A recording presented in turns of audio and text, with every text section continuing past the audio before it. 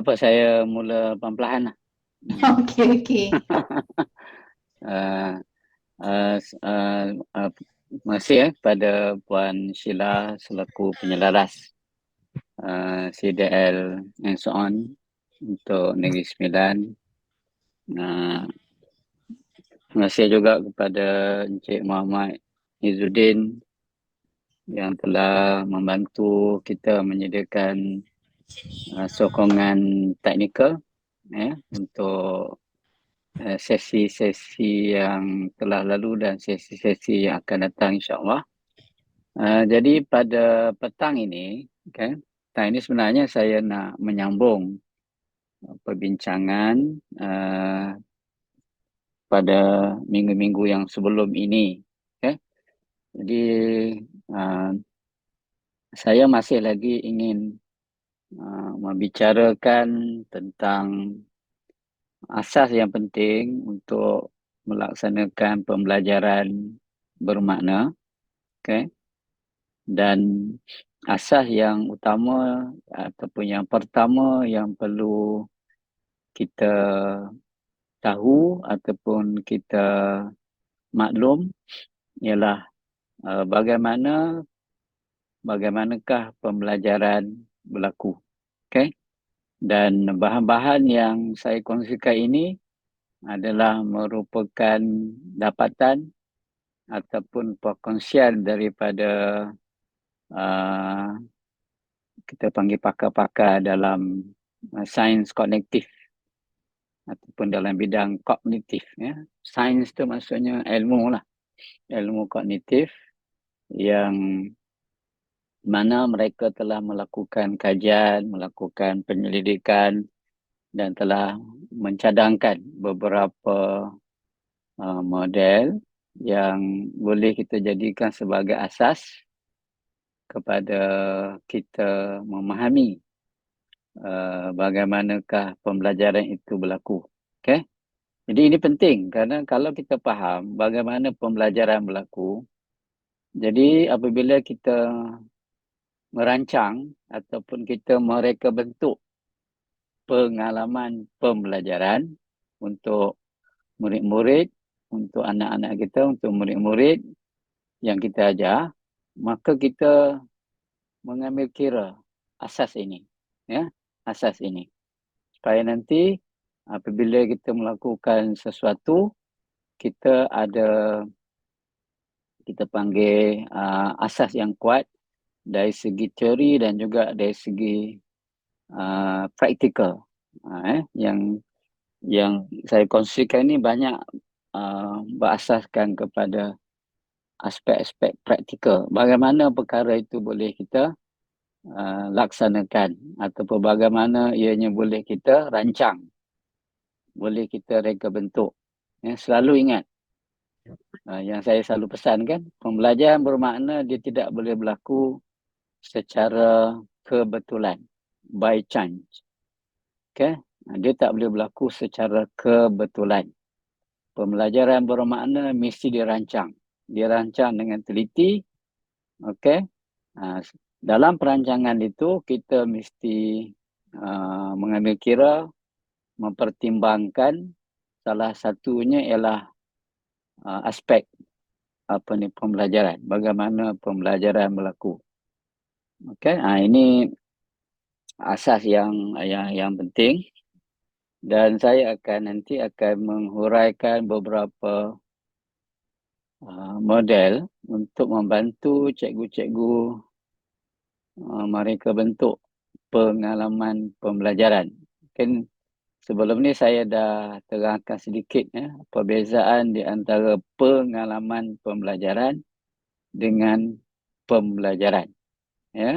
Pembelajaran ialah proses yang dilalui, yang berlaku di dalam pemikiran pelajar ataupun dalam pemikiran murid-murid kita, anak-anak kita. Dia berlaku di dalam pemikiran dia. Tapi kita tak boleh kawal benda itu. Tapi kita boleh bantu dia untuk melalui pengalaman. Kita rancang aktiviti, kita merancangkan dia punya tugasan.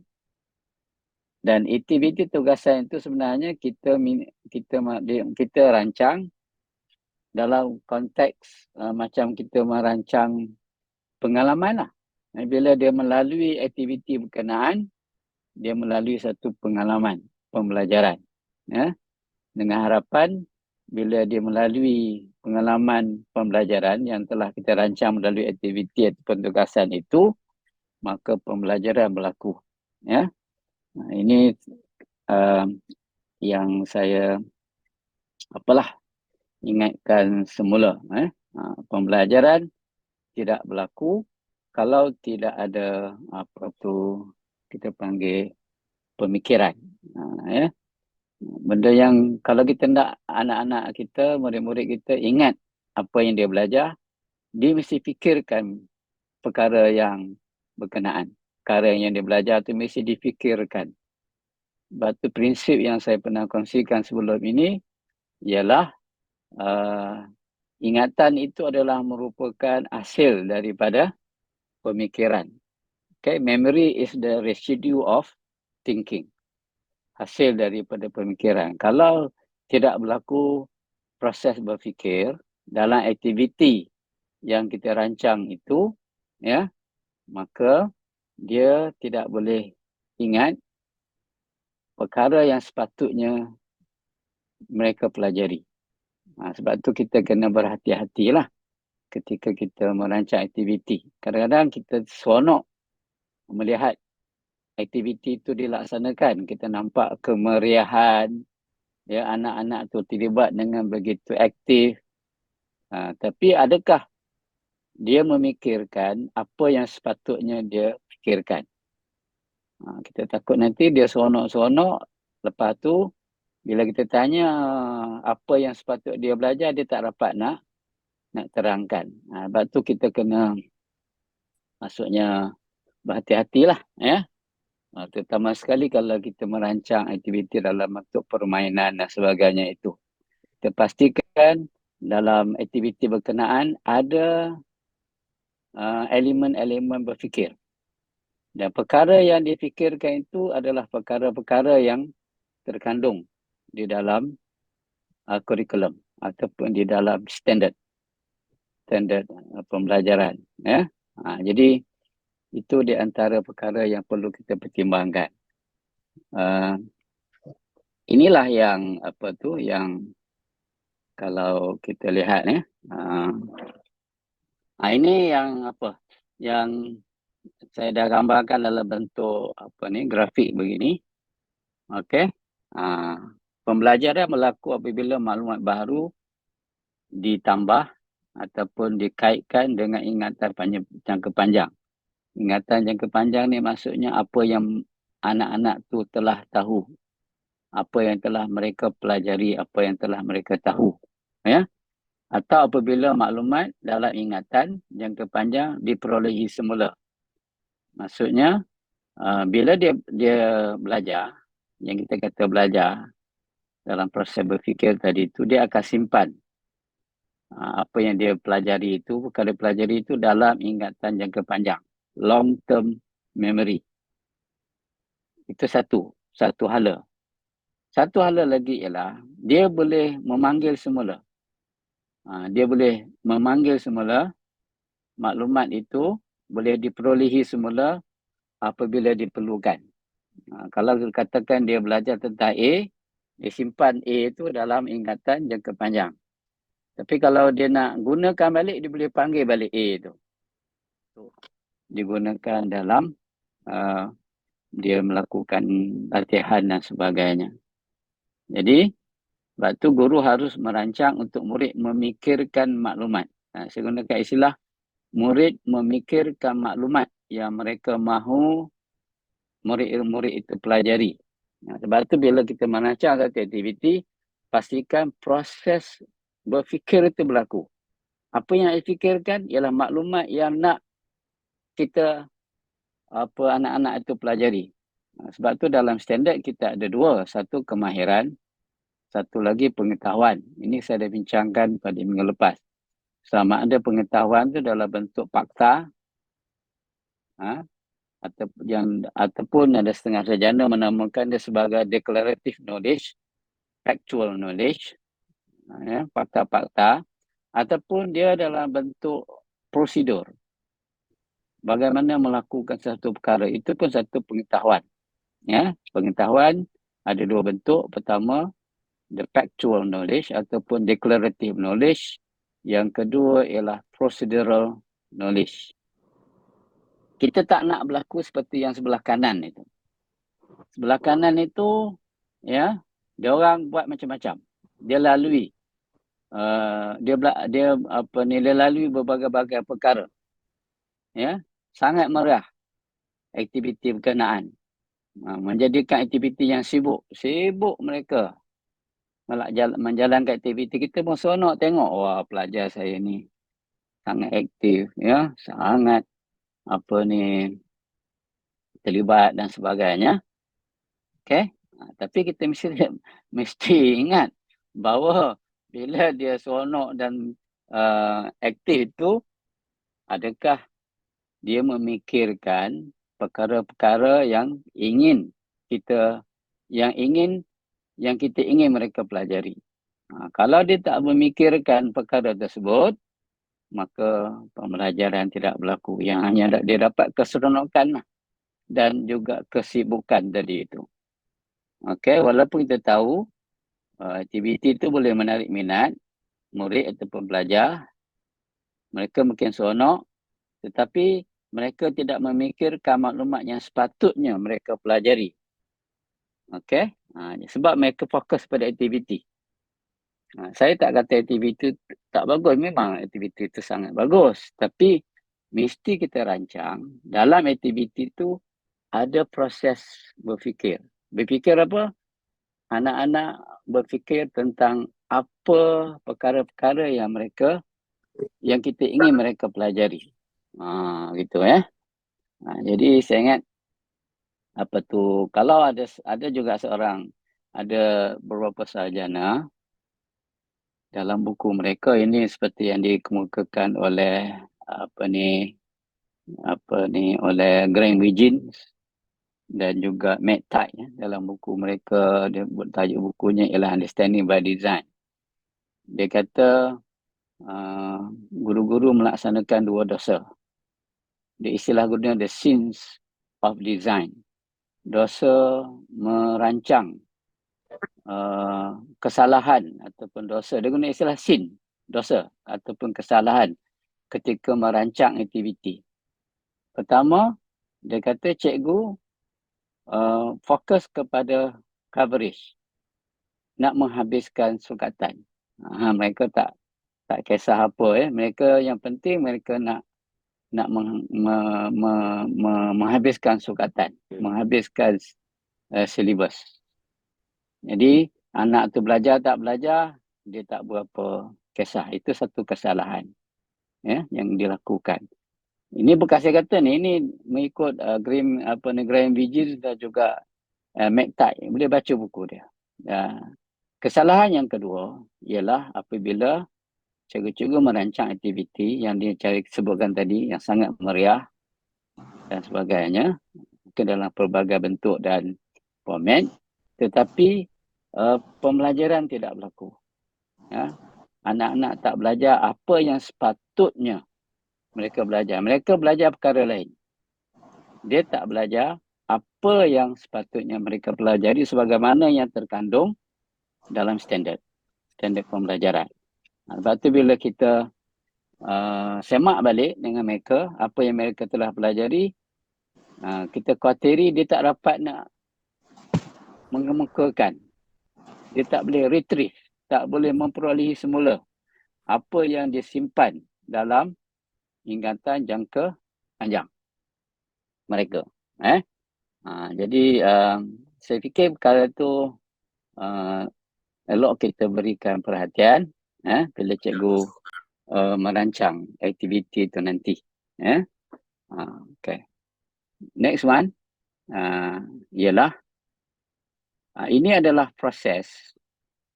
Ini akan saya detailkan dalam perbincangan yang akan datang lah. Sebab dia perlukan, nanti cikgu boleh buat benda ni. Sebab saya bincangkan ini adalah sesuatu yang boleh dioperasikan. Is operational, boleh dioperasikan. Benda tu kita boleh laksanakan dalam proses pengajaran dan pembelajaran. Okey? Boleh.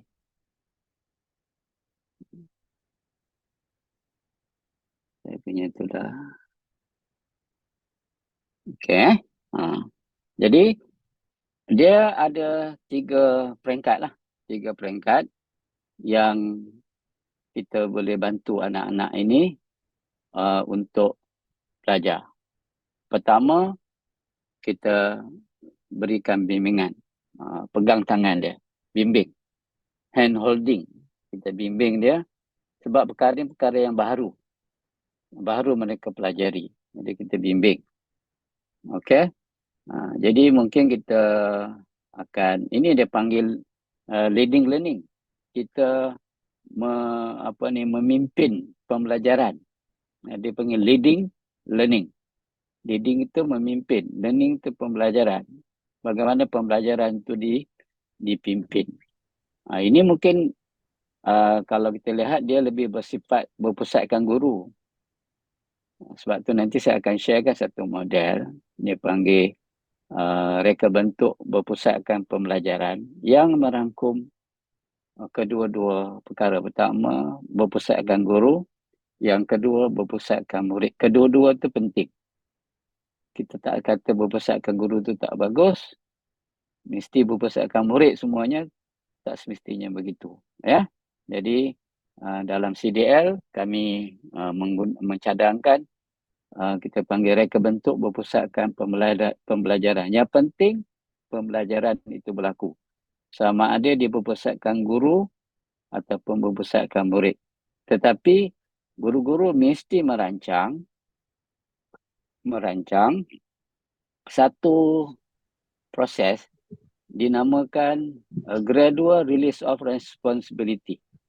Kita memindahkan tanggungjawab pembelajaran itu kepada anak-anak secara berperingkat-peringkat. Sebab tu kalau kita tengok daripada kita membimbing, kita pergi ke peringkat memberi sokongan. Kita tak pegang lagi tangan. Ya, anak-anak tu buat sendiri. Tapi kita masih memberi sokongan. Ini panggil scaffold. Scaffolding. Scaffolding ni ialah memberi sokongan dalam aspek-aspek yang anak-anak tu belum boleh laksanakan sendiri.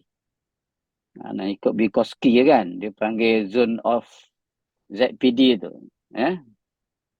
Zone of proximal development. Ini satu teori yang penting lah. Di mana kita akan memberi sokongan kepada anak-anak dalam perkara-perkara, dalam bidang perkara-perkara yang mereka belum kuasai. Kalau mereka dah kuasai, kita lepaskan dia. Itu fungsinya scaffold. Scaffold ni yang kita tengok. Kalau nak buat bangunan tu dia letakkan besi ke, kalau dulu letakkan bambu, buluh. Bila dah siap je dia akan tanggalkan sokongan itu. Buluh itu, besi itu. Bila bangunan tu dah siap. Begitu juga dengan anak-anak. Bila dia belajar, kita tengok dia dah boleh dah. Jadi kita boleh lepaskan dia. Lepaskan dia. Dan pergi kepada pembelajaran kendiri. Dalam pembelajaran kendiri itu, anak-anak, ini sangat penting. Dalam pembelajaran kendiri, dia boleh mengawal pembelajaran dia. Itu saya akan bincangkan dalam sesi-sesi yang akan datang. Kita panggil kemahiran metakognitif. Kemahiran metakognitif. Ataupun satu lagi istilah ialah student agency. Anak-anak itu ada keupayaan untuk menguruskan pembelajaran dia. Dia mengawal pembelajaran dia.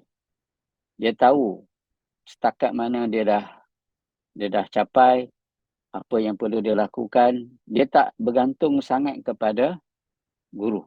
Sebab dia dah dapat tadi. Dia dapat bimbingan, dia dah dapat sokongan, dan kini mereka boleh berdiri sendiri.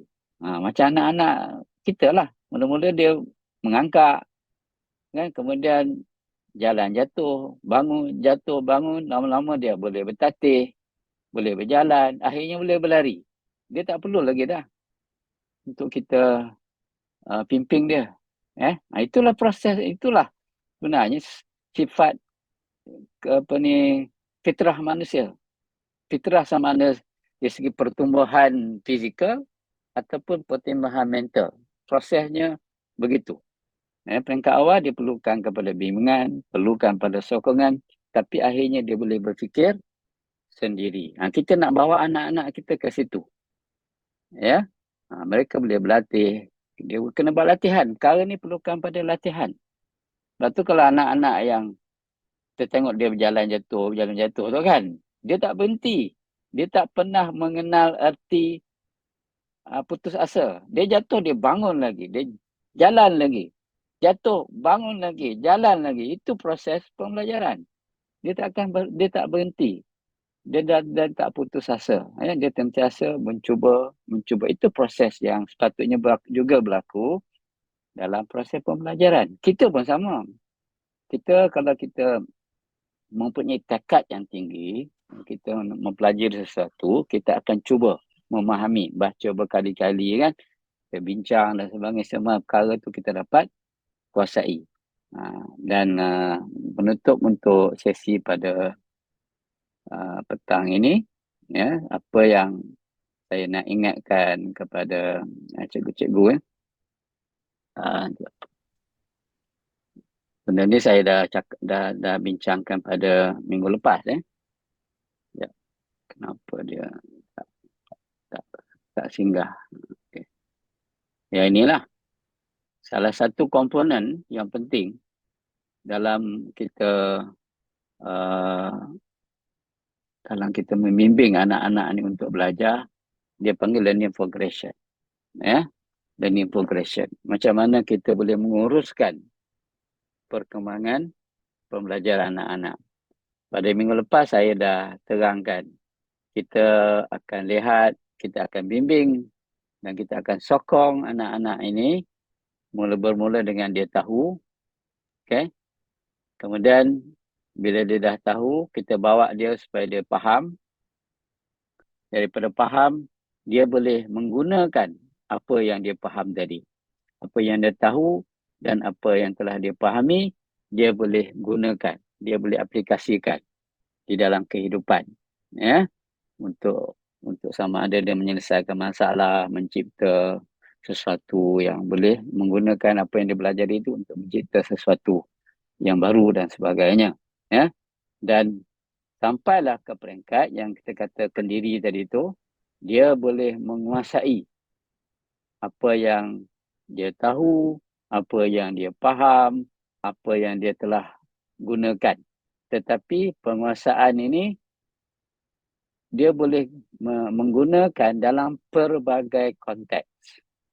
Pelbagai konteks. Kalau aplikasi tu mungkin konteks-konteks tertentu. Sebab tu kalau cikgu tengok dalam rajah tu, dia tak banyak jaringan dia. Sikit je. Tapi dalam penguasaan tu jaringannya sudah luas. Maksudnya dia boleh menggunakan apa yang telah dia tahu dan faham itu dalam pelbagai konteks. Okey? Nanti insya-Allah dalam sesi-sesi yang akan datang, lama lagi lah kot. Dalam mungkin beberapa sesi yang akan datang, saya akan terangkan dalam CDL kita mencadangkan 3 peringkat pembelajaran. Pertama, pemerolehan. Yang kedua, meaning making, membina makna. Yang ketiga ialah transfer, pemindahan. Acquire, meaning making, transfer. Itu proses yang sebenarnya yang kita sebut. Tapi ini adalah perkara yang lebih detail. Nanti kita hanya sebut acquire tu dia tahu. Kalau kita kata meaning making, dia faham. Kalau transfer tu ada 2 jenis. Kalau dia boleh transfer dalam konteks tertentu sahaja, itu dia panggil near transfer. Pemindahannya tak jauh, dekat je dalam konteks yang tertentu. Tapi kalau far transfer yang jauh, maksudnya mungkin kalau kita boleh sebut, dia bukan setakat boleh applykan dalam satu bidang, dan satu disiplin, tapi dia boleh mengaplikasikan, menggunakannya dalam pelbagai disiplin, pelbagai subjek. Mungkin dia apa yang dia belajar dalam sains, dia pun boleh gunakan dalam bahasa, dalam matematik dan sebagainya. Itu maksudnya dia sudah sampai ke peringkat far transfer ataupun peringkat penguasaan. Jadi saya ingat saya berhenti setakat itu dulu. Mudah-mudahan perkongsian saya ni boleh memberikan sikit sebanyak idea kepada cikgu-cikgu semua tentang pentingnya kita mengetahui proses pembelajaran itu. Ini yang saya bincangkan ni sebenarnya tak banyak bahan-bahan yang kita temui kan.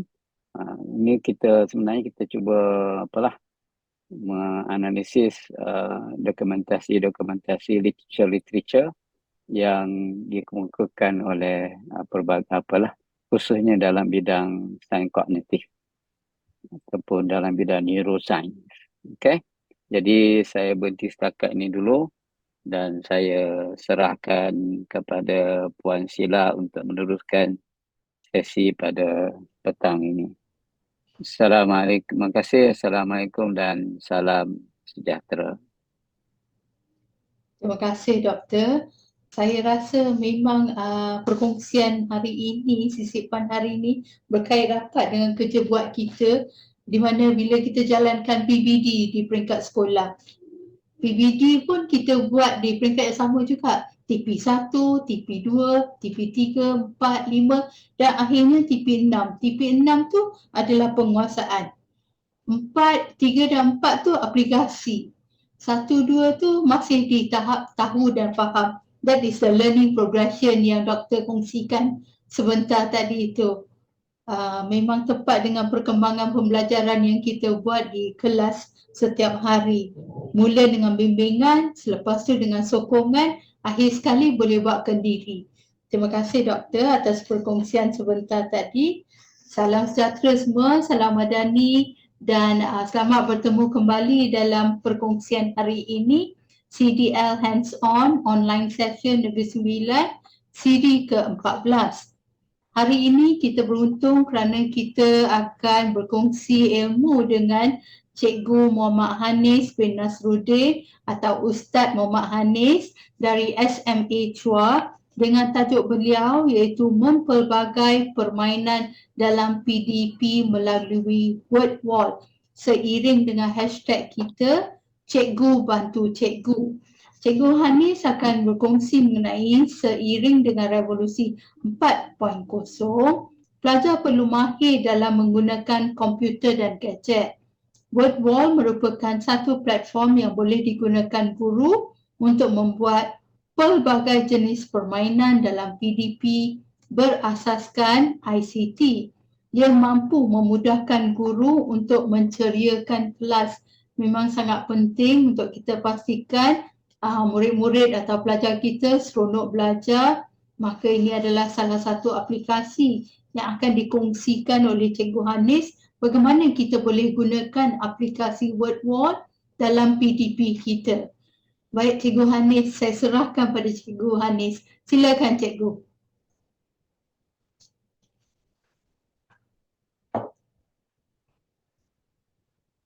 Bismillahirrahmanirrahim. Assalamualaikum warahmatullahi taala wabarakatuh dan salam sejahtera. Terima kasih Puan Sheila kerana memberikan saya kesempatan untuk berkongsi bersama dengan tuan-tuan dan puan-puan berkenaan dengan insya-Allah lah perkara hari ini iaitu Word Wall. Yang saya hormati Dr. Mustafa Abdul Majid, seterusnya Puan Sheila dan guru-guru, rakan-rakan guru yang dikasihi oleh Allah insya-Allah Subhanahu Wa Taala. Baik, untuk hari ini saya akan bersama-sama membuat perkongsian dengan cikgu berkenaan dengan word wall dan saya yakin cikgu-cikgu pasti ada antara cikgu yang dah pernah guna ataupun yang dah pernah kata mendalami lah tentang word wall ni, dan saya anggap mungkin cikgu lebih orang kata arif lah daripada saya.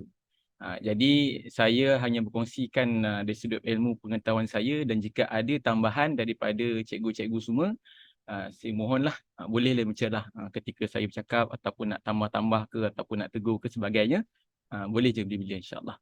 Baik, tuan-tuan, puan-puan, guru-guru, hadirin-hadirat yang dirahmati Allah Subhanahu Wa Taala.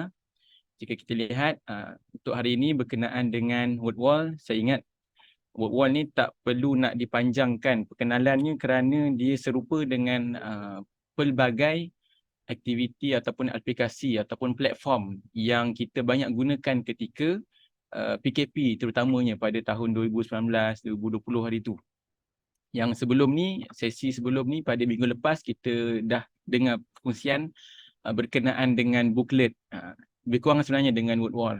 Kalau kita selalu dengar Kahoot, Quizizz, dia adalah salah satu samalah perkara yang sama dengan word wall ni.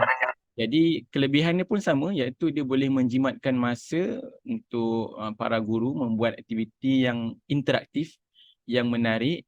Lepas tu dia ada menyediakan pelbagai permainan dan aktiviti yang akan kita lihat insya-Allah satu persatu. Baik, kita lihat Jadi kalau cerita kelebihan dahulu, kelebihan word wall ni, yang saya nak ceritakan yang pertama ialah word wall ini mempunyai pelbagai template permainan yang disediakan, yang tersedia, yang ada di dalamnya. Kalau kita ambil word wall bahagian, dia ada 3, cikgu. Dia ada 3, orang kata apa? 3 plan. Satu plan basic, yang kedua plan pro, bukan, standard dulu. Dan yang ketiga barulah plan yang pro punya. Kalau kita ambil yang pro tu, yang last kali tu, baru kita akan dapat 33 template aktiviti yang berbeza. Yang ini pun kalau pihak word wall tak tambah lagi. Sebab saya ingat sebelum ni tak banyak. Saya subscribe daripada 2021. Saya ingat tak banyak. Tapi bila tengok ni banyak pula. Ada lebih kurang 33 template yang boleh kita gunakan dalam aktiviti di dalam kelas. Dan aktiviti dia ni, tuan-tuan guru-guru semua, tuan-tuan dan perempuan, aktiviti dia bukan kalau kita flashback dari sudut Quizizz kan, ataupun Kahoot lah. Dia punya template untuk kita membina soalan ialah dia ada soalan dan dia ada pilihan jawapan, lebih kurang 4 pilihan jawapan. Ataupun ada juga template true or false tu kan, betul ataupun salah. Saya ingat tu lah setakat tu. Mungkin ada yang lain, tapi kalau word wall ni dia menyediakan lebih banyak. Quiz ada sama. Lepas tu dia ada cari yang sama, and find the match, dia ada susun, dia ada susun kalimah, dia ada susun ayat, dia ada yang biasa kita guna wheel tu. Kan? Lepas tu dia ada permainan kapal terbang, semualah yang akan kita lihat satu persatu insya-Allah kalau sampai lah. Okey, baik. Baik, pertama sekali saya tunjuk pada guru-guru dan tuan-tuan perempuan semua berkenaan dengan kuis. Yang ni saya ingat semua maklum lah, sedia maklum. Boleh nampak video saya? Kalau tak nampak, maklumlah ya. Dia bergerak. Okey, berkenaan dengan kuis ni sama macam Quizizz, macam Kahoot, dia ada pilihan jawapan. Jadi kita kena pilih jawapan yang betul supaya pelajar yang pilih tu akan dapat markah. Contohnya kita pilih ni. Dia akan bagilah betul. Kalau kita salah pilih, dia akan tunjuk yang salah. Baik, seterusnya ialah game show quiz. Yang ni sama je macam quiz, cuma dia lebih kepada, orang kata ni sikit lah, dia ada markah tambahan. Student yang pakai ni, dia akan diberikan peluang untuk mendapat markah yang lebih. Contohnya nanti dia ada buat satu bahagian. Kat dalam ni lah game show quiz ni, dia ada buat satu bahagian. Contoh bawah ni. Kita nak dapat 50-50, kita nak dapat 2 kali ganda skor. Dengan syarat kita dapat skor ni, kita punya jawapan kita betul. Kalau 50-50, dia akan buang satu, satu jawapan supaya kita boleh pilih mana jawapan yang tinggal. Dia macam tu lah. Game show ni dia lebih menarik bagi saya daripada quiz. Quiz tadi simple.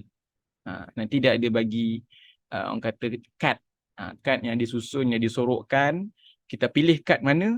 Kalau kita dapat kad yang bawa untung, kita dapatlah markah 2 kali ganda, 50 kali ganda contohnya. Kalau kita dapat kad yang apa? Yang rugi, warna merah nanti, kita akan dapat markah akan tolak. Jadi yang ni game show quiz. Dia macam quiz, cuma dia ada tambahan sikit. Okay. Yang ketiga ialah match up. Okay, dalam word wall ni ada match up, iaitu dia bagi kalimah. Apa-apa kalau kita buat kalimah, atau kita boleh gunakan gambar, cikgu. Nak gunakan gambar, kita masukkan kalimah tersebut ke dalam ke dalam tempat yang betul lah.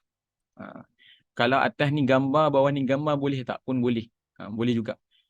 Format dia nanti kita akan lihat insya-Allah. Itu match up. Seterusnya ialah find the match. Find the match. Format dia macam ni. Dia akan berjalan. Okey, dia berjalan macam ni. Lepas tu kita akan pilih jawapan. Pilih jawapan dalam ni. So pilihlah ni ke ni ke ni ke ni ke ni ke. Kan dalam ni. Contohnya lah kan, ni ke ni lah ni contohnya. So dia akan kata betul. Lepas tu dia buang.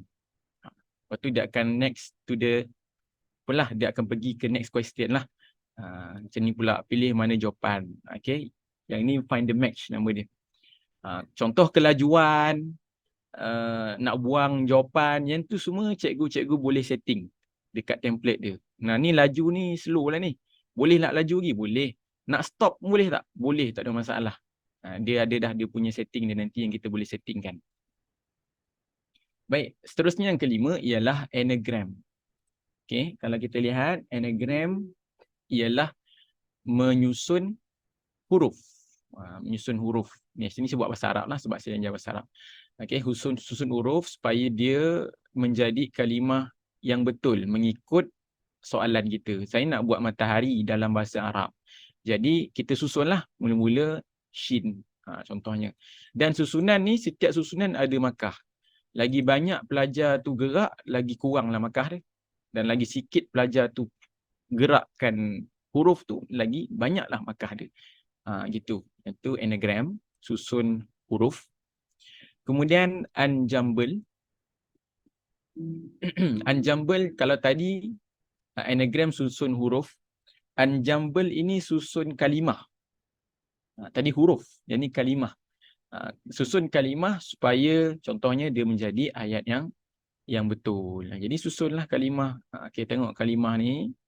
Lepas tu Kak Man, rasa-rasanya kalimah ni ataupun kalimah ni bila disusun dia akan jadi apa?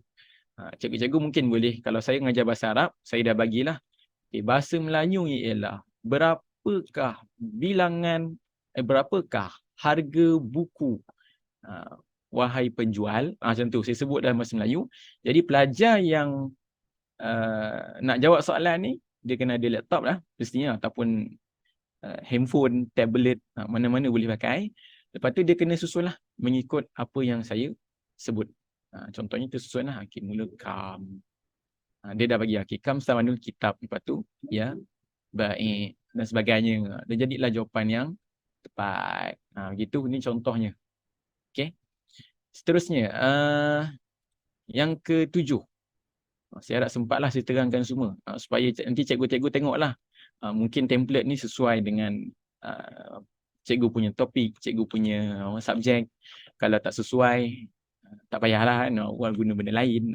Jadi saya nak tunjuk satu-satu ni. Kalau ada kesesuaian, ada rasa banyak yang boleh pakai nanti, bolehlah gunakan word wall insya-Allah sebagai satu aktiviti dalam pengajaran dan pelajaran.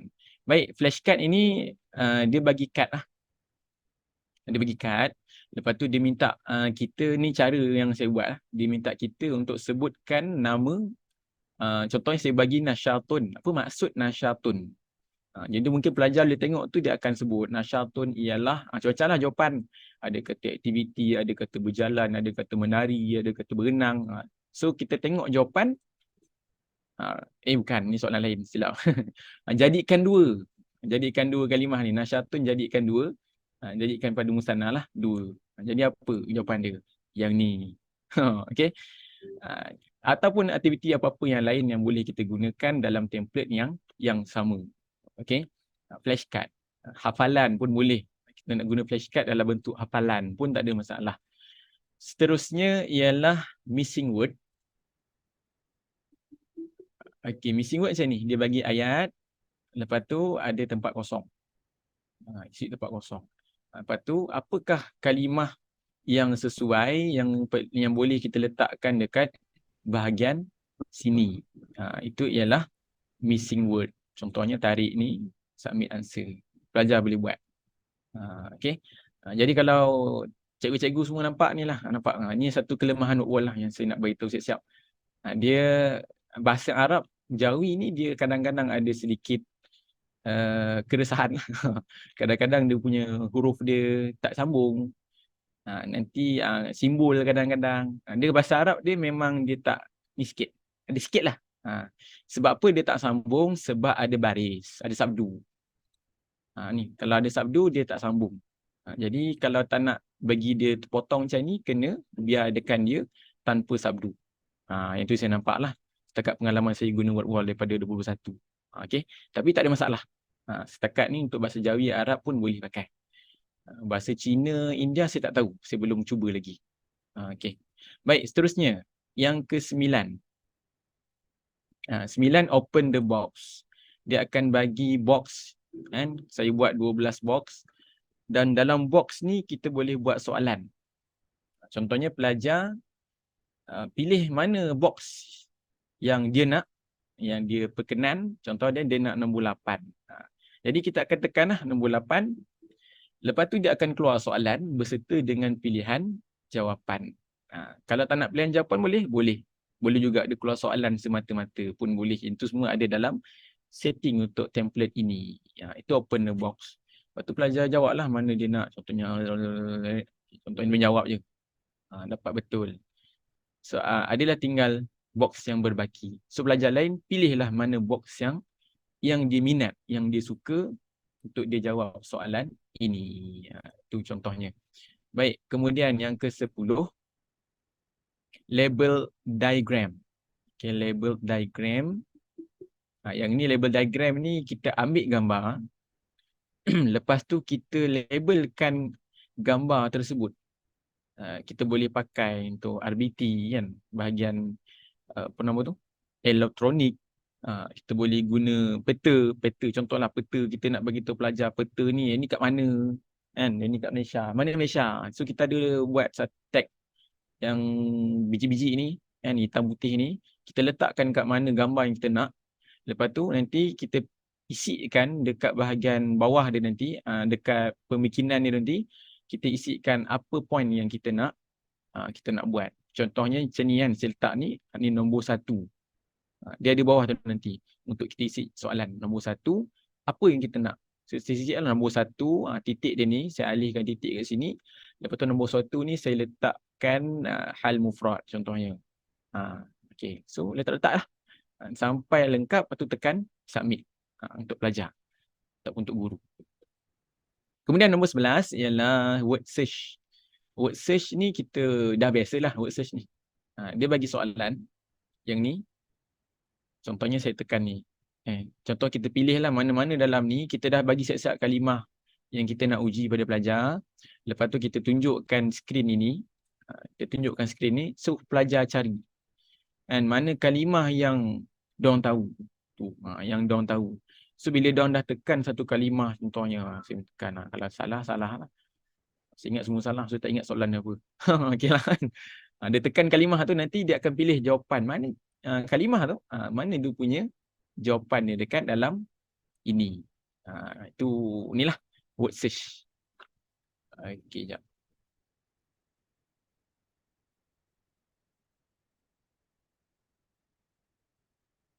Baik, seterusnya. Hangman. Hangman ni pun saya ingat cikgu, tuan-tuan perempuan semua pernah dengar. Hangman ini ialah ejaan. Okay, ejaan. Maksudnya kita pilih kalimah dalam ni, contohnya, okay, ni ejaan dia apa? Contohnya. So kita pilihlah. Saya nak pilih A. Okay, dia keluar A. Saya nak pilih Z. Tak ada. Tak ada dia buat ni. Sampailah ada keluar gambar hangman. Orang yang kena gantung tu. Contoh kan. Yang dia tulis. Okey, lepas dah keluar tu maknanya kalah lah. Lepas tu kalah, bolehlah buat balik. Okey, baik. Seterusnya yang ke-13, random wheel. Random wheel ni ialah seperti mana yang saya sebut, dia macam nama, kita boleh buat pilihan nama pelajar.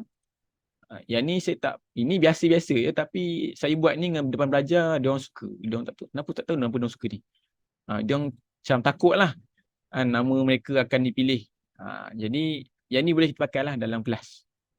Untuk pilih pelajar, kalau tak ada yang nak volunteer, ataupun kita nak buat nama apa, hafalan pun boleh. Kita letak contohnya kalimah hafalan. Okey, sampai dia pusing kalimah. Kalimah tu nanti kita tanya pelajar, okey, ni apa makna contohnya. Boleh guna random wheel. Kita boleh resume ataupun eliminate nama yang telah dicabut kan, yang telah diundi dan sebagainya lah. Bolehlah guna untuk aktiviti masing-masing. Kemudian kita tengok ke 14. Permainan yang disediakan oleh WordWall yang ke-14 ialah matching pairs. Okay, matching pairs ni rupa dia macam ni. Kita matchingkan dia. Dia pusing lah sekejap. Cong. Okay, kita matchingkan kalimah tu dengan mana yang kita, mana yang dia lah, mana jawapan dia. Kalau tak, salah lah. Kita matching ni pula ke, macam ni ke. So pelajar kena ingat. Saya ingat game ni pun famous kat ni. Kalau sama, okey, dia buang. Dia buang boleh, dia stay pun boleh. Dia ikut setting yang cikgu letakkan nanti lah. Okey, baik, seterusnya.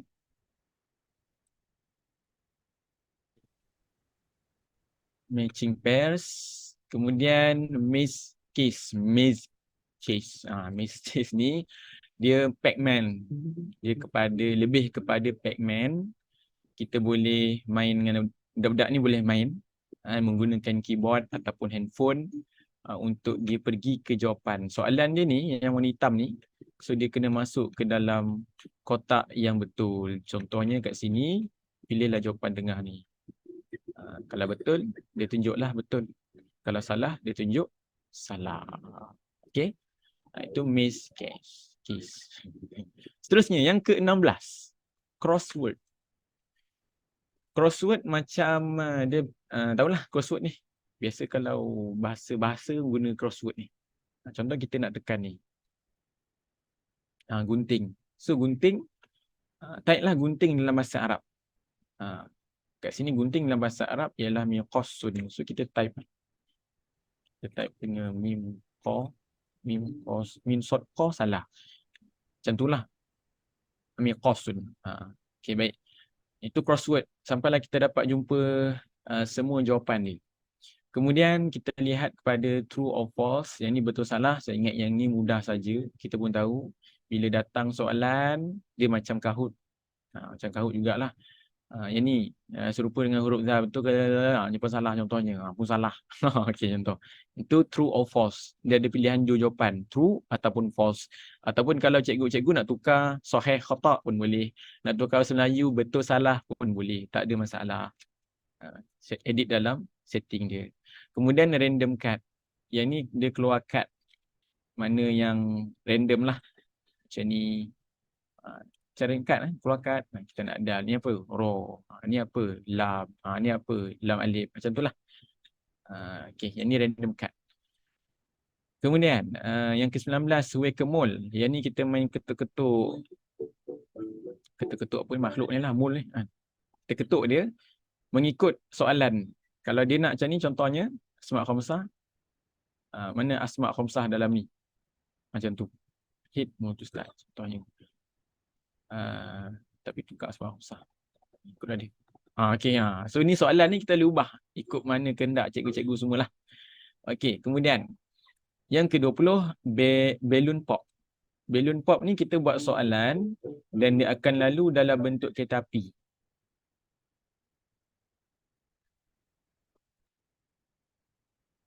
Kejap kereta api dah keluar. Okey dah, ada baru keluar. Okey, so untuk ini soalan kita lah bawah ni. Contohnya tujuan. Tujuan dalam bahasa Arab apa? So kalau ni contoh hadaf. Dia kena ketuk, dia kena letupkan sampai dia masuk dalam kotak. Nanti soalan dia akan bertambah lah. Tadi satu soalan, tujuan. nanti dia akan tambah soalan lain. Lambat pula kita api ni. Tak apalah, dia tak pakai MRT kot. Next, terus. Okay, seterusnya airplane. Airplane ni kapal terbang, kita langgar jawapan yang betul. Soalan ni bawah ni, satu guru perempuan itu solehah. So, apa jawapan dia? So, kita langgarlah mana dia punya jawapan. Kalau salah, dia akan tunjuk salah. Kalau betul, dia akan tunjuk betul. Dan dia akan, bila betul, dia akan proceed to next question. Kita kawal ni boleh pakai keyboard ataupun boleh pakai mouse. Ataupun kalau pakai handphone, boleh tekan touchscreen lah, atas bawah. Ataupun pakai smart TV pun boleh, tak ada masalah. Semua boleh pakai. Kemudian, satu lagi kelebihan Workwall ni ialah cikgu boleh buat guna phone pun boleh. Saya pernah dalam kelas, saya tak bawa apa-apa, saya buat handphone je. Tapi saya tengok pelajar semua tak nak volunteer, maka saya buka Workwall saya dalam handphone. Saya buat nama pelajar, saya tulis type masa tu juga nama pelajar dan saya undi.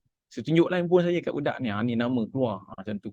Kita boleh buat on the spot, mana-mana, bila-bila dan sebagainya. Okey, image quiz ialah dia akan bentangkan quiz, dia akan bentangkan gambar sikit demi sikit, dia akan reveal gambar sikit demi sikit. Lepas tu dia nak kita teka apa jawapan dia. So, pelajar yang cepat, yang akan cepat angkat tangan, dia akan tekanlah ni. Lepas tu dia kena tekalah ni gambar apa. Kita boleh bagi pilihan jawapan. Sudah, saya pun tak tahu gambar apa tadi. Okey. So kalau jawapan betul, betul. Kalau salah, salah. Yang ni ikut mana yang doreh. Mana yang lambat, doreh atau lambat lah. Okay, image quiz. Kemudian kita lihat rank order. Rank order ni kita susun susun ikut dia punya rank dia. Contohnya kat sini nombor 1 letak Quran, yang kedua buah hadis, yang ketiga kitab-kitab agama contohnya. Dia ikut rank lah. Kita dah siapkan, dah bagi tahulah dekat dalam Workwall ni rank yang pertama apa, kedua apa, ketiga apa, keempat apa, lima apa, sampailah berapa banyak yang kita nak. Lepas tu kita submit. Itu ikut rank. Kalau buat matematik tu bolehlah nombor mana lagi besar, kan, sila susun nombor ikut besar kecil dan sebagainya. Kemudian yang ke-24, flip tiles. Okey, flip tiles contohnya saya nak pilih ni. Flip. Lebih kurang je macam apa tu nama dia, word after. Card lah, flip card tu. Lebih kurang je. Kalau Nabi Adam siapa? Manusia pertama. Ni hafalan boleh menggunakan kalimah. Lepas tu back balik, nak eliminate boleh dan sebagainya. Flip tiles. Seterusnya win or lose. Win or lose ni dia macam judi je lah. Tapi judi yang tak berbayar. Dia dalam ni. Maksudnya kita bet. Kita nak soalan ni, bukan kita lah, pelajar yang pilih, pelajar yang bet. Okey, korang bet berapa soalan ni korang nak. Kalau dia pilih 6 contohnya, dia bet 6. So dia kena jawab lah. Bagi betul soalan ni. Kalau betul okey. Dapatlah 6. Dapatlah duit 6. Dia macam bet lah, judi lah kan. Boleh bet, kalau salah bet, kalau kurang bet. Contohnya jawapan salah, dia tak yakin dengan jawapan tu. Macam tu lah, ikutlah keinginan pelajar. Okay. Seterusnya 26 categorize. Okay, categorize. Kita kategorikan apa nama ni, kalimah ni ataupun soalan ni, jawapan ni kita kategorikan ikut dia punya jawapan. Jadi kalau kita tengok kecil, kalau kita besarkan dia jadi besar lah. Kalau nak zoom kan, dia boleh kena zoom lah sebab dia kecil. Lepas tu kalau untuk soalan ni tak sebaiknya kita buat sikit je, jangan buat banyak. Kalau kita buat banyak nanti dia tulisan dia kecil. Untuk bahagian categorize. Seterusnya yang 27 unscramble. Scramble, kita lihat ni soalan dia. Dia dah orang kata sepahkan jawapan, so kita kena susun dia. Kita kena susun ni kat sini ke, ni susun sini. Susun balik lah macam cerita. Jawapan ni dah siapa, so kita kena susun dia balik. Lepas tu submit. Betul salah nanti dia akan bagi tahu dan dia akan tunjukkan jawapan lepas habis ni lah. Kita boleh pilih sama kita nak tunjukkan jawapan ataupun tidak. Leaderboard ada show answer ataupun start again. Kemudian ni lah start again yang best ni. Tadi Dr. Mustafa dah bagi tahu tadi, untuk mendidik pelajar kita gunakan 3 kaedah tu lah. Bimbingan, sokongan, kendiri. Jadi dalam sokongan tu kita boleh guna word wall ni. Bila pelajar tak faham, dia buat jawab salah, kita bimbing dia. Lepas tu dia boleh tak buat balik? Boleh. Dia buat balik. Dia buat balik. Sampai dia, orang kata, pandai sungguh lah tajuk tu, dah mahir. Lepas dah mahir, mungkin kita boleh bagi soalan yang lain pula. Bagi soalan word wall yang lain untuk dia buat. Baik. Kemudian yang ke-28, conveyor belt ini menguji tahap kekuatan pelajar. Mengingat kalimah ke, mengingat ayat ke, kan, apa item yang kita beri ke, yang tu pelajar tu kena ingat. Macam ni kalau cikgu-cikgu lihat, remember 4 item. Okay, no. Apa nama tu? Kedai, anjing, lepas tu singa, dan kemudian kuda, contohnya. So nanti dia akan tanya balik. Tadi apa? 4 tadi, apa dia?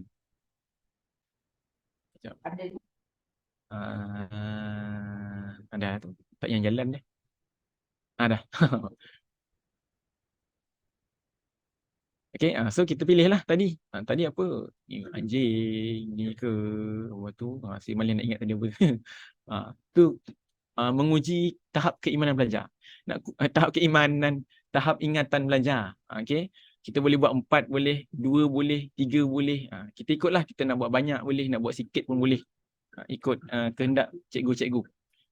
Kita boleh edit kita punya sendiri.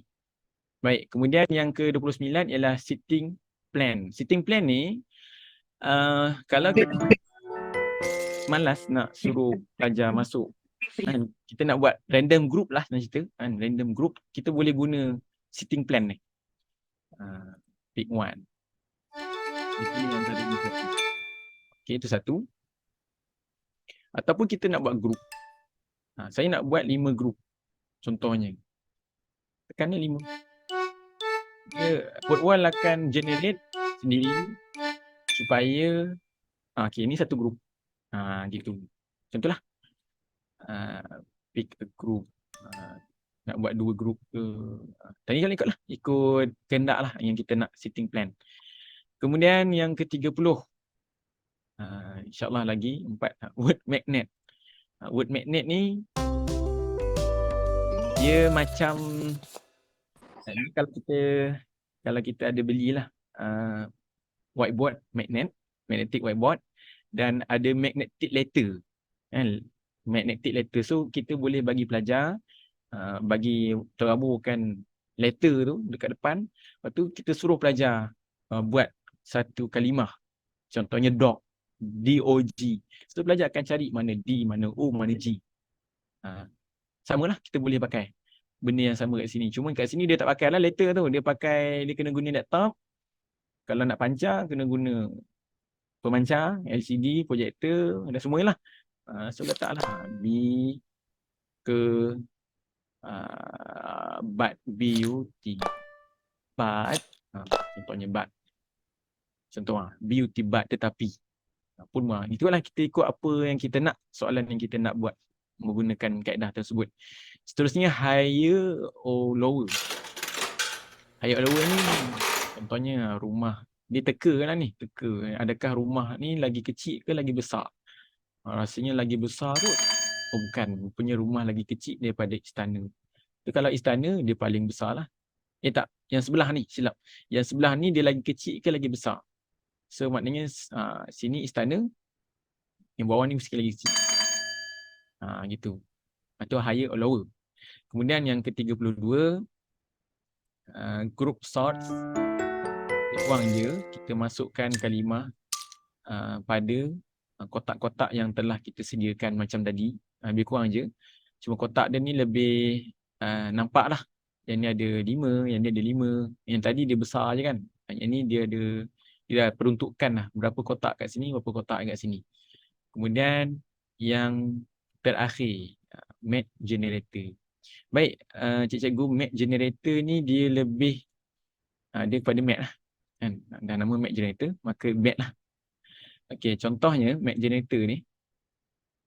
Ya, selesai. Okay, map generator kita boleh buat soalan secara sendiri. Kan sini kita buat lah word wall yang generate. Contoh kita nak buat soalan up to 20, kita nak buat tambah. Kan? Kita nak buat tambah, ada gunakan cara kaedah missing number contohnya ni. Kita nak buat missing number. Okay, so cara dia senang, tekan addition, lepas tu pilih missing number, lepas tu pilih template mana yang kita nak. Kita nak buat dalam bentuk maze case contohnya. Soalan mungkin kita nak 2 je, tekan done. Jadi word wall dia akan buat soalan tu untuk cikgu. Buat 2 soalan tadi kan. 2 soalan dia akan bagilah. Berapa tambah 7 sama dengan 18.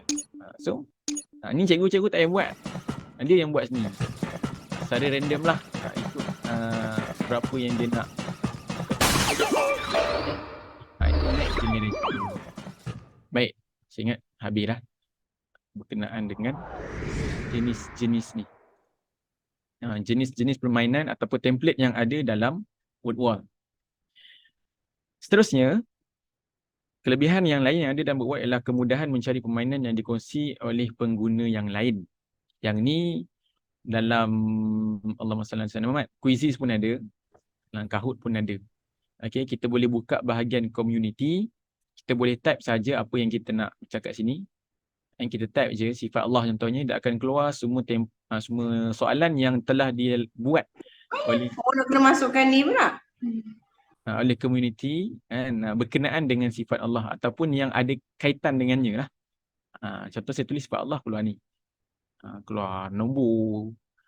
Ni dia kira kadang-kadang kita tak sempat nak buat soalan. Tak sempat nak buat permainan dalam PDP. Jadi kita nak buat permainan, cara ialah tekan bahagian community. Dah tekan bahagian community, kita cari je.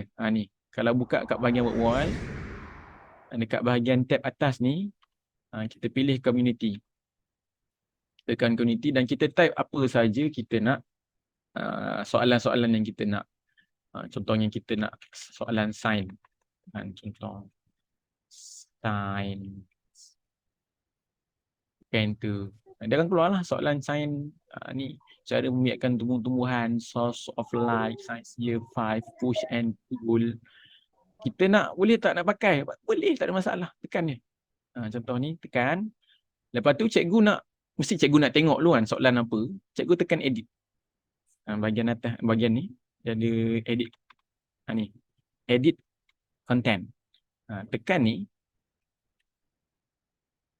Okay, tekan edit content.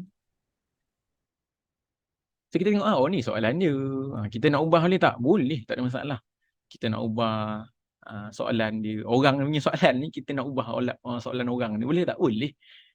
Tu kita nak ubah ni gambar lain ke. Yang ni dia buat 3 soalan.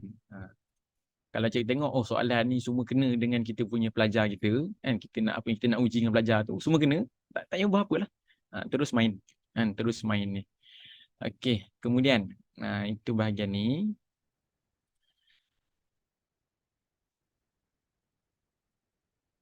Seterusnya, kelebihan word wall ialah kepelbagaian tema aktiviti. Okey, yang ni saya minat sebab saya jenis yang suka background yang lawa-lawa lah. Saya tak suka plain-plain. Jadi word wall dia ada menyediakan satu tema yang pelbagai. Kan? Ada macam-macam tema. Ada tema kat sini kalau kita lihat, ada klasik, ada high contrast, ada bentuk corkboard, whiteboard, magic library, underwater, space, primary, summer. Lepas tu, dia disediakan blackboard, granite, autumn neon, spooky, wooden desk, spring, midnight, winter. Dia disediakan macam-macam. Lepas tu font pula, kita boleh pilih font mana yang kita perkenan. Cuma seperti mana saya beritahu tadi, kalau dalam bahasa Arab, Jawi, dia tak ada font Jawi. Itu kelemahan word wall. Cuma word wall selepas dia dah update ni, dulu ni tema tak banyak. Saya berperasan tema dia sangat-sangat banyak dan cantik lah. Lepas dia dah update, untuk bagi pengguna, cikgu-cikgu yang menggunakan bahasa Arab terutamanya dan Jawi, cikgu kalau nak nampak tulisan dia okey, bentuk macam seakan-akan hot nasah tu, pilihlah Magic Library. Kalau cikgu-cikgu yang mengajar menggunakan ABC, abjad ABC yang biasa tu, pakailah mana-mana tema, mana-mana fonts ni, dia okey je, dia tak ada masalah. Okay. So wall dia ada tema yang pelbagai. Contohnya kat sini ada Oman ni. Oman keadaan ni. Ini. Tema dia bahagian bawah ni. Dia nak pilih underwater. Tengok Oman macam tu. Macam ni pula. Ikan pula. Tadi kapal terbang. Ni ikan nak langgar. Ikan langgar apa? Ikan langgar belon. Lepas tu nak pilih tema lain. Library. Pun boleh. Dia tukar lah. Terbang. Ikan ni kucing naik ni. Harry Potter pula. Harry Potter dalam bentuk kucing. Dia langgar apa? Dia langgar gambar. Ikutlah dia. Tema yang kita nak. Pelajar pilih boleh tak? Boleh. Kalau kita bagi laptop, handphone kat pelajar, pelajar yang pilih tema ikut yang dia nak. Tak kisah. Tak ada masalah. Okay. So, bagi saya menarik lah. Tema kat sini 4. Kalau kita ambil soalan lain, dia boleh jadi tema yang lebih banyak. Ikut soalan, jenis soalan. Okay. Kemudian, apa lagi kelebihan wall? Tema yang pelbagai. Cetak aktiviti. Yang ini satu lagi yang menarik ialah kita boleh cetak aktiviti tersebut. Okey, contohnya saya ada word wall kat sini. Saya pergi ke bahagian print ni. Ni bahagian print. Print ni, tekan print. Nanti soalan ni dia akan keluar macam ni bawah ni. Dia akan generate menjadi satu soalan yang boleh kita print. Kita nak print macam ni. Ikutlah. Kita nak bentuk match up ke, nak bentuk quiz ke, nak bentuk anagram, airplane. Kita punya kehendak kita. Apa yang kita hendakkan lah, apa yang kita pilih. So contoh soalan ni, boleh tak kita buat print soalan animal ni? Tekan print. Okay, dia akan generate. Pusing. Kalau cikgu tak nampak, bagi tahu. Okay, contoh ni. Dalam airplane, dia buat gambar macam ni. So, padankan. Yang ni secara offline. Kita dah buat lah, orang kata word wall. Lepas tu untuk dibuat secara online. Tapi tiba-tiba laptop semua, bilik guru, bilik komputer semua kena pakai. Dan dah ada cikgu pakai. Time tu lah dia nak pakai. So lah kita pun buntu. Kita dah buat siap semua. Dah siap semua kan soalan kat word wall. Jadi ada tak alternatif lain? Inilah cara dia. Kita print soalan kita tu. So pelajar akan buat dalam bentuk offline. Kita nak bentuk kapal terbang, boleh. Kita nak pilih quiz pun boleh. Kalau quiz macam ni lah, macam. Macam ni bentuk. Kalau bentuk quiz macam ni. Tekan print macam biasa boleh. Drawing frame ke, kita nak dilukis gambar ke. Pun boleh, tak ada masalah. Itu ikut kehendak kita lah. Okey. Dan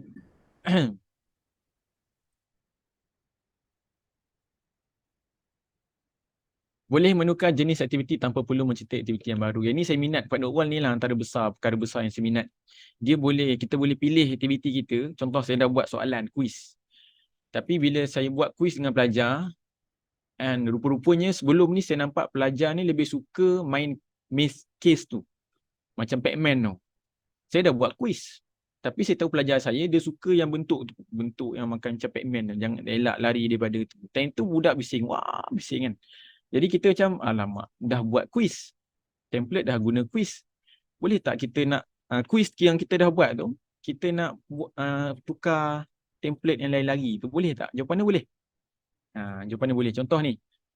Ni asalnya, kalau kita lihat, orang ni buat dalam bentuk airplane. Jadi, kalau kita nak tukar kepada maze case, kita pergi ke bahagian kanan ni. Switch template. Switch template. tekan show all. Jadi word wall akan tunjukkan pada kita mana mana aktiviti template yang sesuai yang boleh kita tukar. Sebab dia ada yang boleh, ada yang tak boleh. Contohnya saya tak ingat. Contohnya saya pakai crossword. Saya buat crossword. Dia tak banyak sangat pilihan yang dia boleh pindah. Kalau cikgu nak buat satu yang mudah, kan, nak mudah boleh pindah banyak template, cikgu buat quiz. Quiz dia boleh pindah ke template yang lebih banyak. Macam airplane tadi, dia buat airplane, owner asal buat airplane, jadi dia nak tukar kepada tadi game miss case. Tekan je. Dia akan generate, dia akan tukar soalan. Pelajar yang nak pilih sendiri pun boleh tak? Boleh, tak masalah. Itulah, itu belajar lah, pilih mana kita nak. Belajar nak buat berulang. Mula dia nak guna airplane, lepas tu dia nak buat quiz, kan, latihan berulang supaya dia faham. Itu boleh, tak ada masalah. Lagi menarik. Soalan sama, cuma template berulang-ulang. Okey. Seterusnya, demonstrasi ni saya tunjuk kejap. Untuk masuk word wall lah, demonstrasi cara nak masuk word wall. Saya nak masuk word wall mudah je cikgu. Cikgu type je word wall dalam internet, worwall.net. Lepas tu cikgu pilih word wall. Keluar macam ni. Pilih word wall, dia akan keluar ni lah. Muka depan macam ni. Lepas tu kita letak login. Login, saya sarankan ambil ni, sign in with Google, atau kalau cikgu nak buat email word wall ni, tak ada masalah. Kalau saya sign in with Google, lepas tu saya pilih akaun saya yang saya suka lah, akaun yang saya daftarkan dengan word wall. So keluarlah macam ni. Keluar home ada features, community, my activities dengan my result, dan satu lagi create activity. Okay, create activity ni tempat kita nak create ni. Kita nak create activity, tekan create activity. Lepas tu kita pilih template mana yang kita nak buat dengan pelajar. Okay. Tadi saya sarankan guna quiz lah. Sebab bila tekan quiz, nanti kita nak switch template, dia ada banyak template yang kita boleh switch. Kalau guna quiz. Kalau guna lain, contohnya kita guna random wheel, dia nak switch ke lain tak banyak. Jadi tak best lah. Okeylah, tak best lah. Okay. Lepas tu, lepas dah, contohnya saya dah buat satu random wheel ni. Contohnya HPN. Tekan done. Okay, tu contoh template dia. Kemudian keluarlah ni. Keluar terus. Lepas tu kalau nak switch template, kita lihat kalau saya buat random wheel tadi, kita hanya boleh switch dengan ni je template yang ada, dengan 7 template yang lain. Tak banyak. Jadi kalau cikgu tak nak switch tak apa. Kalau cikgu nak switch, rugilah sebab tak banyak. Kita nak switch ke tempat lain, tak banyak. So rugilah. Kita kena buat lagi satu template untuk buat soalan lain. Gitu. Okay. Seterusnya, kita dapat memantau kerja pelajar. Okay, iaitu dengan cara kita pergi ke butang result ni. Tekan butang result. Jadi kat sini kita boleh lihat semua pelajaran yang kita dah pernah buat. Dan kalau cikgu pening, cikgu buatlah folder. Dia boleh create folder. Contohnya saya nak create folder ni bahagian syllabus dalam pelajaran PDP kelas. Yang ni saya nak buat folder Koko. Yang ni mungkin kalau kita ada ngajar ngaji kat luar. Contohnya kita nak buat laporan untuk pelajar ngaji kat luar. Yang ni kita nak buat ni untuk kelas tambahan contohnya. Kita ada ajar kelas tambahan. Dan kita boleh masukkan laporan-laporan ni dalam ni lah. So contoh laporan ni ialah bila kita tekan, dia akan tunjukkan nombor student, skor berapa, top skor berapa, lepas tu dia akan tunjuk graf. Okay, ni score distribution, correct or incorrect question. Ni nampak question macam ni. Ni ada apa, question 1 berapa orang betul, semua orang betul. Question 2, tengoklah mana question yang senang, mana question yang susah.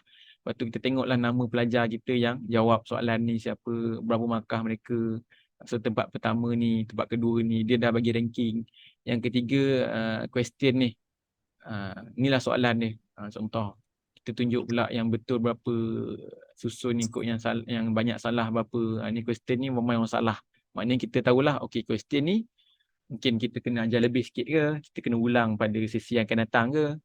Yang ni result student secara keseluruhan, bila dia submit, semualah. Okay, correct dia berapa semua. Ni dia punya rupa laporan. Dan kita boleh share result laporan ini kalau nak share dengan mak ayah kan, dalam grup parent contohnya, share lah, tekan ni, lepas tu copy, lepas tu bagi kat parent. So parent tahulah, okey, inilah markah anak-anak dia, gitu kan, assignment dia semua. Lepas tu kalau nak main, dia dah ada sini. Nak main lagi boleh. Ni ada link dia. Link laporan ni, inilah game dia. Tekan copy, lepas tu kita paste kan dekat search bar, address bar. Silap copy, tak copy lagi lah tu. Tu tak copy lagi. Okey. Siap. Baik. Seterusnya, cara penggunaan saya dah terangkan tadi. Okey, kelemahan sikit lah. Sikit lah kelemahan word wall mungkin cikgu-cikgu boleh lihat. Perlu ke langgan word wall ni? Pertama kelemahan saya sebut komitmen. Saya sebut komitmen ni pertama, dia ada komitmen bulanan. Dia tidak free. Dia bukan kita guna akaun G tu, guru tu, and MOE tu, dia boleh free macam Canva. Tak ada. Dia bayar juga. So komitmen dia ialah, ni ada 3 jenis komitmen. Ada basic, ada standard dan ada pro. Paling murah kita boleh bayar dekat WordWall RM15 sebulan. Menggunakan debit card. Dia akan auto debit lah. Dia akan auto debit card itu. Credit card pun boleh. So RM15 sebulan. Kalau pro, RM22.50 sebulan. Berbeza pro dengan standard. Tengok ada punya template interaktif tadi saya tunjuk kepada cikgu semua.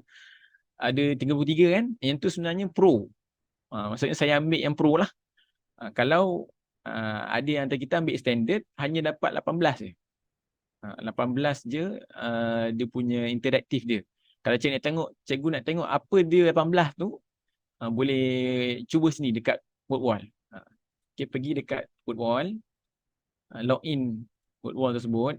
Saya login guna akaun yang tak berbayar. Okay, saya login.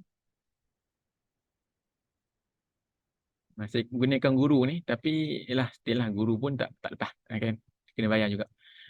So tekan upgrade. Okay, ni dia ada tunjuk mana yang ada. Kalau kita beli RM15 ni, apa yang dia sediakan. Inilah yang dia sediakan saja. Ni je. Kalau kita ambil pro, dia sediakan 33 template.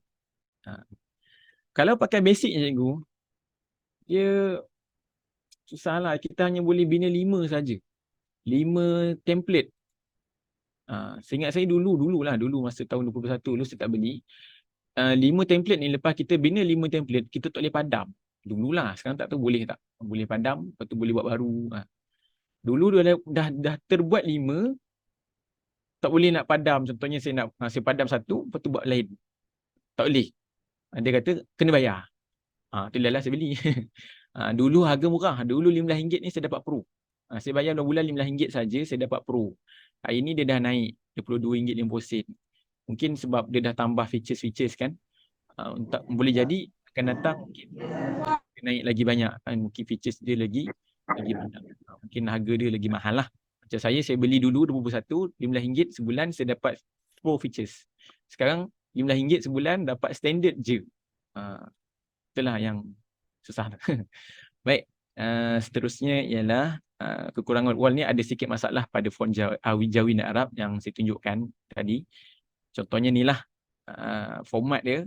Format yang WordWall sediakan ialah daripada kiri ke kanan, bahasa mengikut abjad ABC.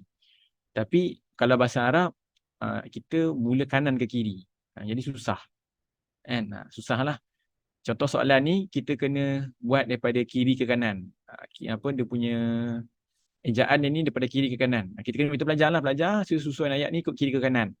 Pernah agak satu kali saya tak ingat template mana yang saya buat, dia template dia terbalik. Terbalik, patutnya zahaba, zahaba. Kanan lah, dari kanan. Tapi word wall bila generate untuk print, dia buat apa? Ba, ha, za. Sudah. Saya takkan kita nak edit, tak boleh edit lah, sebab tu printed kan. Yang tu sedikit lah kelemahan pada word wall ni. Tak semua, ada beberapa template yang dia tak boleh.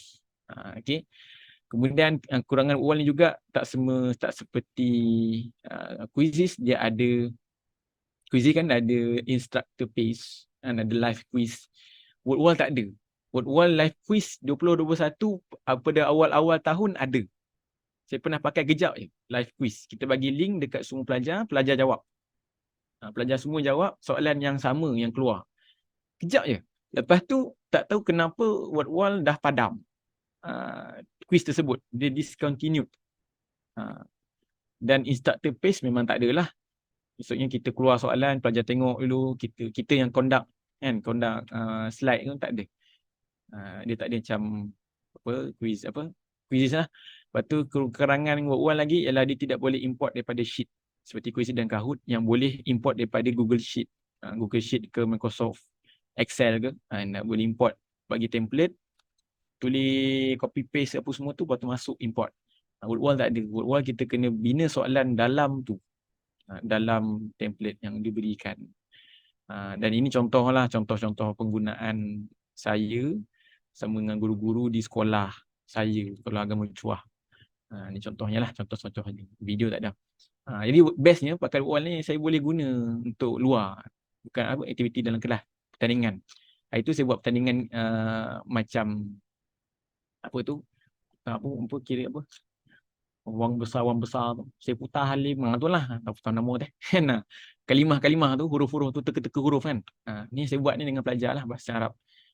So kita boleh gunakan word kita untuk buat macam ni dengan di luar kelas. Tak ada masalah. Ini sedikit gambar saya buat dengan pelajar. Okey. Jadi itu saja perkongsian saya pada hari ini. Jadi semua maaf jika ada kekurangan dari sudut penyampaian saya, dan sekian. Terima kasih. Baik, terima kasih ya Ustaz Muhammad Hanis. Saya biasa panggil Cikgu Hanis saja. Ustaz Muhammad Hanis, Ustaz muda kita, terima kasih atas perkongsian yang sangat menarik dan memang ikut tertib, saya rasa tertib semualah, satu demi satu diterang dengan begitu jelas. Saya kena pasti tadi ada 33 kan jenis aktiviti di word wall. Betul tak Ustaz? Ya Puan. Ada 33 yang kita boleh pilih mengikut kesesuaian. Jadi sekarang saya buka pada soalan. Kalau ada sebarang soalan, Ustaz sedia menjawab di sini. Silakan.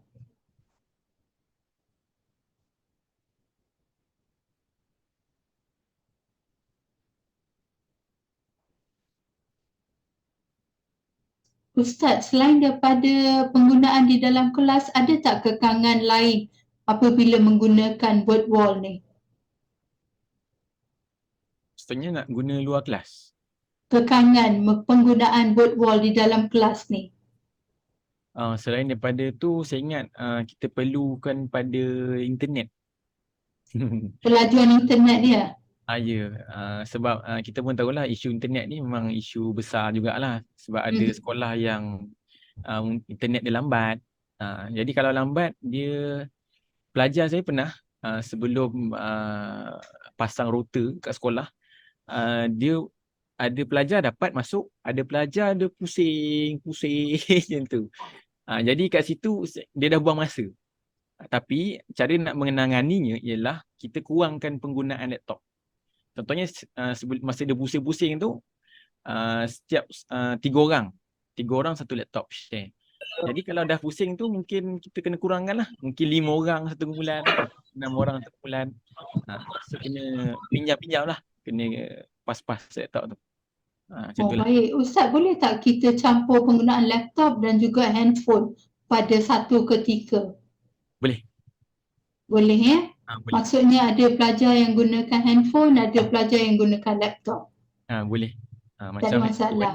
dia ada satu template aktiviti tu, iaitu walk a mall tu, yang pukul-pukul, apa tu nama tu, yang pukul tupai ke yang keluar daripada tanah tu kan.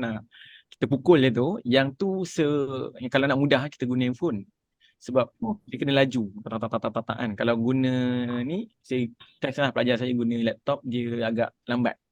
Sebab kan kita tak ada mouse, pelajar kan tak ada mouse, tak sediakan mouse. Jadi dia kena guna yang touchpad tu. Susah lah kat situ. Kat situ handphone lebih relevan, sesuai. Baik. Menarik Ustaz, saya pun tertarik dengan semua yang Ustaz tunjukkan tadi. Andai kata kalau kita nak gunakan dalam kelas, kalau kita nak pelbagaikan aktiviti tu, boleh je pilih salah satu daripada 33 jenis aktiviti yang Ustaz dah berkongsi sebentar tadi. Terima kasih Ustaz, terima kasih banyak. Dan baik, saya minta semua penonton kita atau semua yang bersama-sama dengan kita dalam program hari ini untuk switch on your camera please. Mohon switch on camera supaya kita boleh bergambar. Terima kasih. Saudara Izzuddin dah bersedia ke? Sudah. Ya. Kita beri masa kejap, tuan-tuan dan puan-puan. Mohon on kamera masing-masing.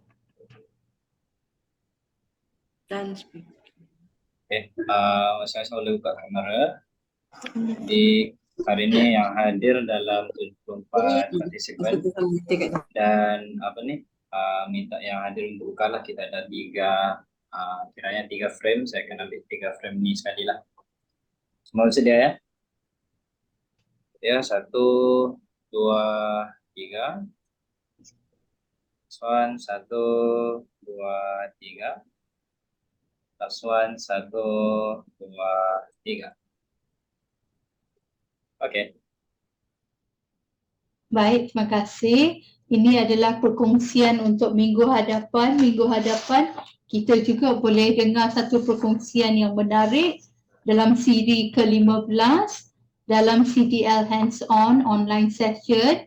Kita akan bersama-sama dengan Cikgu Al-Hadi bin Ismail dari SJKC China, Chonghua Teluk Kemang dengan tajuk Kit Interaktif Dapat. Jadi kalau nak tahu mengenai penggunaan kit interaktif dapat ni, sama-samalah kita ikuti perkongsian beliau pada minggu hadapan di masa yang sama. Jam 2.30 petang kita dah mula buka link. Tuan-tuan dan puan-puan boleh masuk. 2.45 kita akan dengar sisipan daripada Dr. Mustafa Abdul Majid. Selesai sudah perkongsian beliau, kita akan dengar perkongsian dari Encik Al-Hadi bin Ismail. Jadi sama-samalah kita nantikan perkongsian beliau minggu hadapan. Link kehadiran akan dikongsi sebentar nanti. Mohon tuan-tuan dan puan-puan pastikan pengisian itu dibuat dengan betul. Semua e-sijil akan dihantar ke alamat email yang tuan-tuan dan puan-puan bagi. Semoga tuan-tuan dan puan-puan menerima e-sijil masing-masing dan kita berjumpa lagi pada minggu hadapan. Sekian, terima kasih. Bye.